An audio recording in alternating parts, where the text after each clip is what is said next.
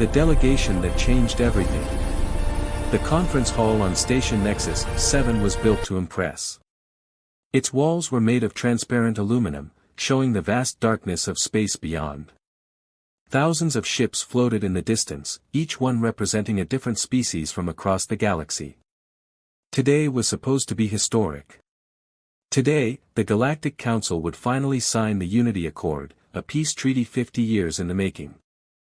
Ambassador Chen Wei stood at the human delegation table, straightening her uniform. She was 67 years old, with silver streaks in her black hair and lines around her eyes that spoke of countless negotiations. Beside her stood Captain James Rodriguez, military advisor, and Dr. Sarah Mitchell, xenobiologist. They were the face of humanity at this gathering, chosen for their patience and diplomatic skill. Across the massive hall sat representatives from 47 different species.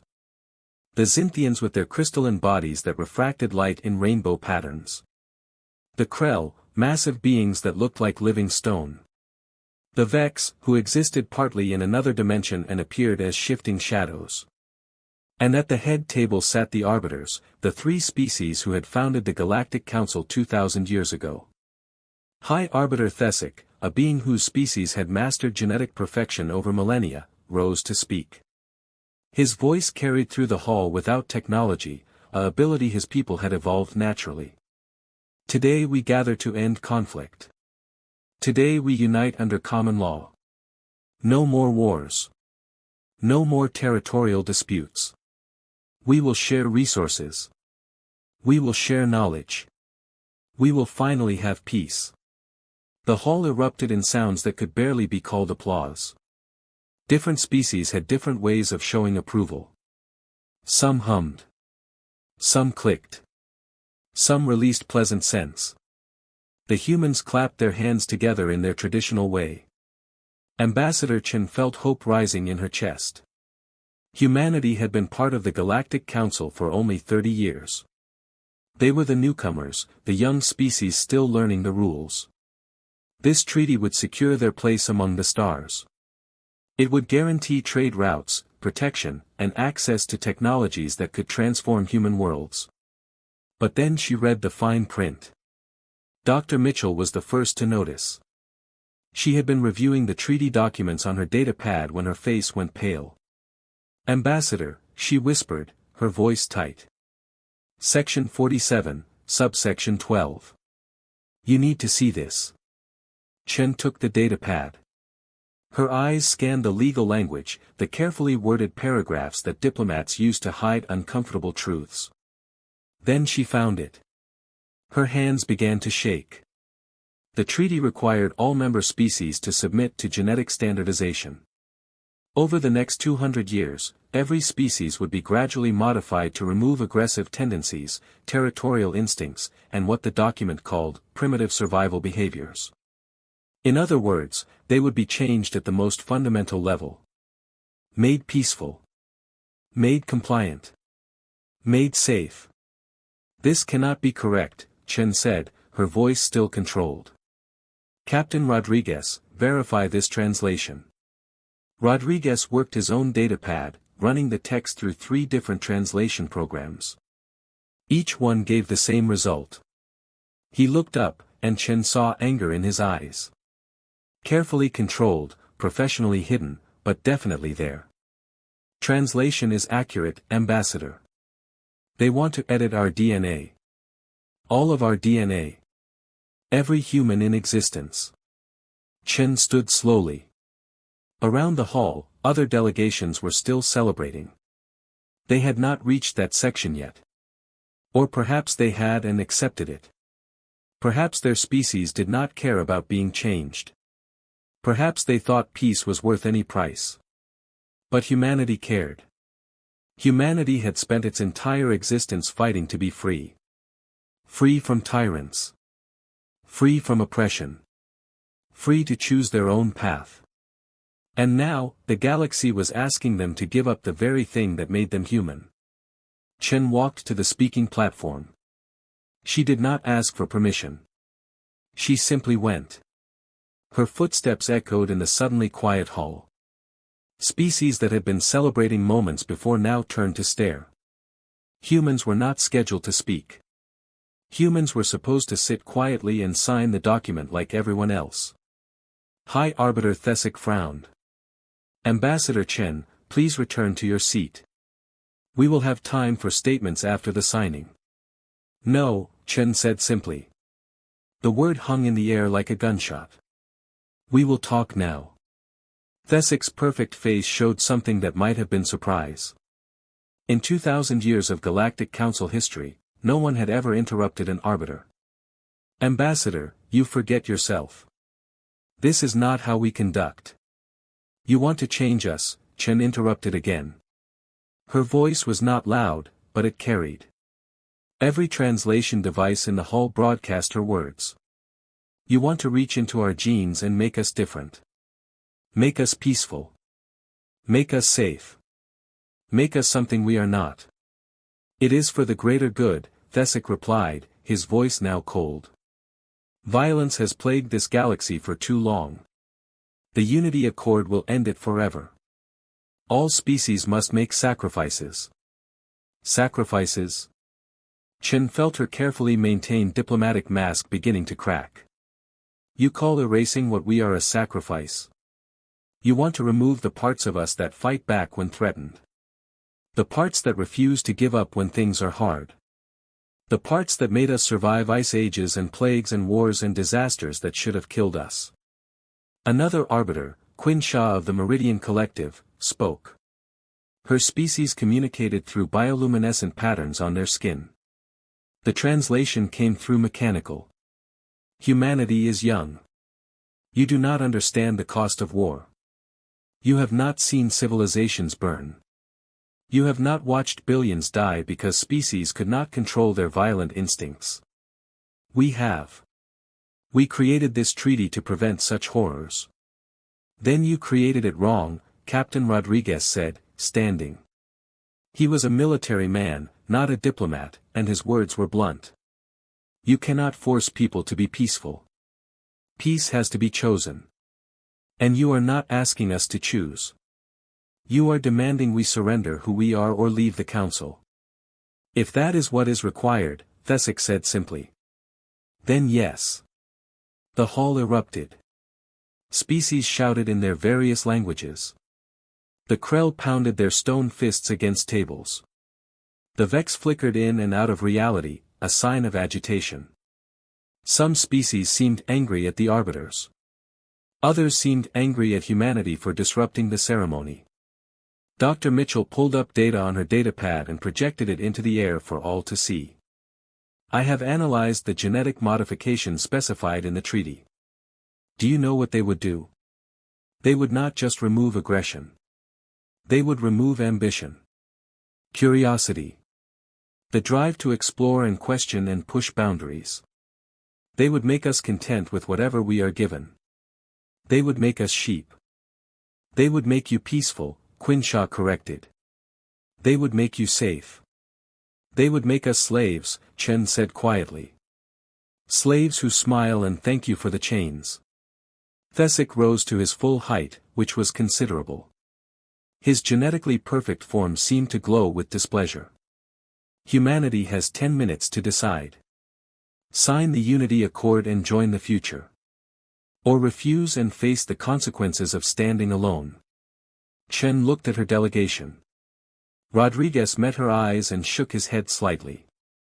Mitchell did the same. They had discussed this possibility during the journey to Nexus 7. They had hoped it would not come to this. But they had prepared. We refuse, Chen said clearly. Humanity will not sign this treaty. We will not be changed against our will. We will not surrender our nature to buy false peace. The hall went silent. Every being present understood what this meant. The Unity Accord required unanimous approval. If humanity refused, the treaty would fail. 50 years of negotiations would collapse. And the species that caused the collapse would not be forgiven. Thesic's voice was ice. Then humanity is no longer welcome in the Galactic Council. You have 24 hours to leave this station. Any human ships found in Council space after that time will be destroyed. You wanted to remain what you are. Fine. Remain alone. The price of defiance. The journey back to Earth took 16 days. Ambassador Chen spent most of that time writing reports, preparing statements, and dreading what would happen when they arrived. She had just made humanity into outcasts. She had rejected an alliance that could have given humans access to technology centuries ahead of their own. She had chosen pride over prosperity. And she would do it again. The delegation ship, named Pathfinder, was surrounded by an escort of 8 human military vessels. They had been waiting at the edge of Council space, ready to extract the diplomats if things went wrong. Captain Rodriguez stood on the bridge with Admiral Lisa Park, commander of the escort fleet. "How bad is it going to be?" Park asked quietly. She was younger than Rodriguez, only 45, but she had risen quickly through the ranks. Her tactical mind was legendary. Rodriguez watched the stars stream past. "Bad. We just made enemies of 47 different species. Some of them have weapons that could crack a planet. And we have, 200 inhabited worlds?" 213, Park corrected. And 87 space stations. And approximately 40 billion humans scattered across the solar systems we control. She paused. "Not nearly enough to stand against the Council if they decide to come for us." "They will come," Dr. Mitchell said, entering the bridge. She had not slept since leaving Nexus 7. Her eyes were red, and her hands shook slightly as she held her datapad. "I have been analyzing historical data on the Council. Every species that refused to join them was either absorbed by force or isolated until they collapsed economically and begged to be accepted." Chen joined them, her formal ambassador robes replaced with a simple jumpsuit. She looked older than when they had left Earth. The weight of decision showed in every line of her face. "Then we need to prepare for both possibilities. Invasion or isolation." "Admiral," Chen addressed Park directly. "When we reach Earth, I need you to brief the military council. We need defensive positions around every human world. We need weapons. We need ships. We need everything." Park nodded grimly. "We have been preparing for war since we joined the Council, Ambassador. We hoped it would not come to this, but we are not helpless. And we need something else," Chen continued. "We need allies.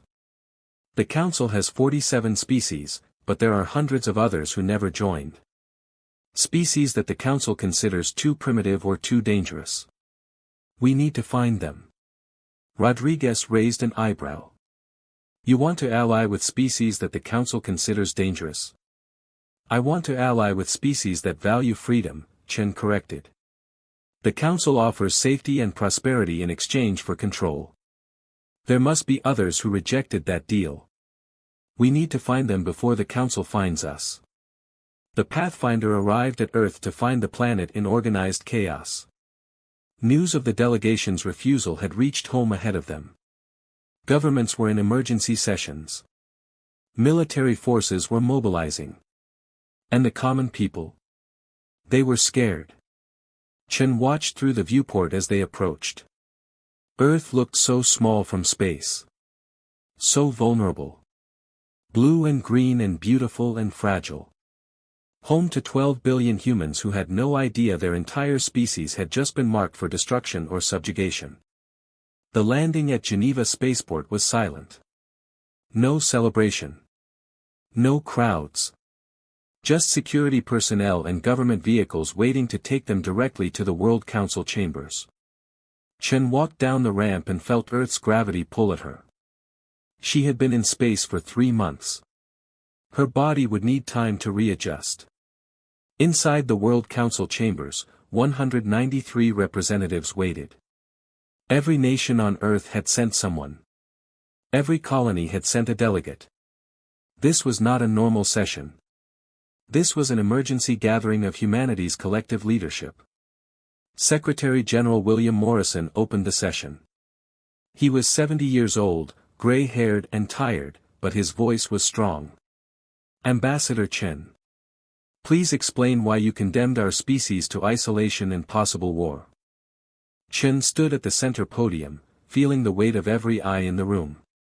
She took a breath and began to speak. She explained the treaty. She explained the genetic modifications. She explained what humanity would lose if they accepted. "They wanted to remove our aggression," she said. "But our aggression is what made us survive the Ice Age when other species died. They wanted to remove our territorial instincts. But those instincts are what made us build cities and civilizations. They wanted to remove our primitive survival behaviors. But those behaviors are what make us fight when we should run. What make us try when we should quit. What make us human." She paused, looking around the room. "I know I have put us in danger. I know we face possible war with powers we cannot match. But I also know this: if we had signed that treaty, we would have survived. But we would not have lived. We would have become pets. Domesticated and harmless and content. And in 200 years, nothing would remain of the species that reached for the stars despite every obstacle. That refused to accept defeat. That chose freedom over safety every single time." The chamber was silent. Then one person started clapping. Then another. Then the entire room erupted in applause. Not everyone agreed with what Chen had done. But everyone understood why she had done it. Morrison waited for the noise to die down. "The vote is simple. Do we stand with Ambassador Chen's decision, or do we attempt to negotiate a return to the council?" All in favor of standing firm. The vote was not unanimous. 27 nations voted to attempt negotiation. But 166 voted to stand firm. Humanity would not bend. Humanity would not be changed. And if that meant standing alone against the galaxy, then they would stand alone. "Then we prepare for war," Morrison said grimly. "Admiral Park, you have unlimited resources. Build us a fleet that can defend our worlds. Dr. Mitchell, work with our scientists. Find weaknesses in Council species biology. Ambassador Chen, you will lead the search for allies. Find anyone willing to stand with us." As the session ended and people filed out, a young aide approached Chen. He looked nervous. "Ambassador, there is something you should know. 3 species have already reached out to Earth. They say they heard what you did at Nexus 7. They want to talk about forming an alliance." Chen felt hope stir in her chest. "Which species?" "The Krev. The Nomad clans. And the Silence." The aide swallowed nervously. "Ambassador, the Council has classified all 3 as extremely dangerous. The Krev are warriors who refuse to give up their weapons. The Nomads are wanderers who rejected Council authority. And the Silence? No one knows much about them except that they defeated a Council fleet 100 years ago and vanished into deep space." Chen smiled for the first time since Nexus 7. "Contact all 3. Tell them humanity would be honored to meet. If the Council thinks they are dangerous, then they are exactly the allies we need." 6 months later, the first Council ships appeared at the edge of human space. Not warships. Economic blockade vessels. The isolation had begun. No trade. No communication. No contact. Humanity was being squeezed, forced to deplete their resources until they had no choice but to accept Council terms. But humanity had spent those 6 months preparing. New ships filled the orbital dockyards. New weapons were tested in deep space. New alliances were formed with species that the Council had cast aside. And in secret laboratories on a dozen different worlds, human scientists worked on something the Council had never seen before. A technology born from necessity and desperation. A weapon that would change the balance of power in the galaxy. The Council wanted to make humanity peaceful. They wanted to edit away the traits that made humans difficult and dangerous. But they had forgotten something important. When you corner something dangerous, when you threaten its existence, you do not make it peaceful. You make it fight. And humanity was very, very good at fighting.